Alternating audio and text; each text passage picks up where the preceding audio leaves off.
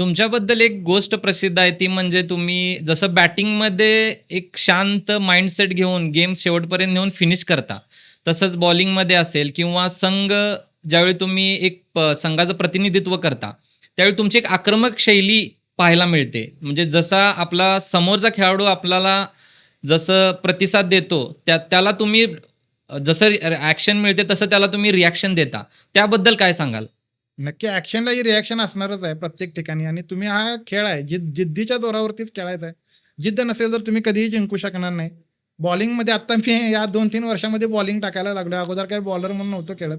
Bowler असायचे आणि आता या 2-3 वर्षामध्ये काय कोणास ठाऊक देव जाणे कसं काय बॉलर घडलंय, हे काय माहिती नाही आहे. चांगल्या-चांगल्या आता या वर्षी जर का तुम्ही माझा परफॉर्मन्स जर का बघितला सगळीकडे मी चांगली बॉलिंग टाकलेलं आहे. तर बॉलर म्हणून आता खूप चांगल्या पद्धतीने डेव्हलप झालेलं आहे. कशा पद्धतीने काय करायला पाहिजे आणि जे काही ते बॉलिंगचं प्रेशर आहे ते हँडल करू शकतोय असं मला म्हणजे स्वतःमध्ये त्या माध्यमातून कॉन्फिडन्स आलेला आहे.